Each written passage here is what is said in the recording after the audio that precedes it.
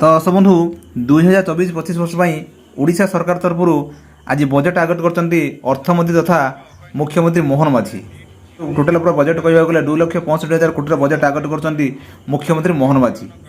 तो जोटा कि कहीगले आपणकर कृषि पाखु आरंभ करी से आपणकर युवक वर्ग आपणकर सब प्रकार आपणकर डिपार्टमेंट को आपणकर अर्थ व्यय बारे होती। तो आसतु आपको कहि कौ विभाग आपणकर केते आपणकर व्यय बारे होती। प्रथम देखु 2,65,000 कोटी आप व्यय बारे होती आपको कृषि पूर्व वर्ष तुलन में आपणकर एठी आपणकर आकार बढ़िला।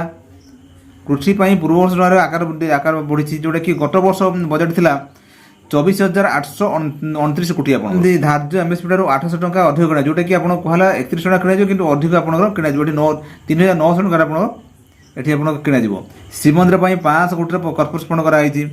चाषी मान आप नुआ योजना है आपंकर सीएम किसान योजना पीएम किसान जो काली योजना आपला सेटा हूँ आपंकर ना चेंज कि आपंकर सीएम किसान योजना पीएम किसान योजना 1935 कोटी टंका सीएम किसान योजना 1935 कोटी आप व्यवहार होती। बजेट चाषी चाषी समृद्ध कृषक योजना घोषणा कराई।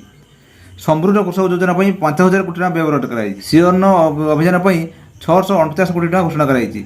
सुभद्रा योजना आपंकर 10,000 कोटी व्यवहार कराई। आपंकर निर्वाचन इस्तार समय घोषणा कराई सुभद्रा योजना। आपंकर अंत्योदय गृह योजना 105 कोटी व्यवहार कराई। गोपबंधु आपंकर योजना आपंकर 5,450 कोटी व्यवहार कराई।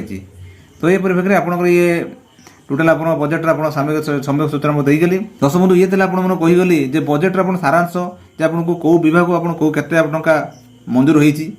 दश बंधु मुझे भावुरी आजिकार भिडियो बुझीपारे जब आपने चैनल अच्छा कि सब्सक्राइब करूँ और आप मतामत कमेंट लिखुँ। दश बंधु रही।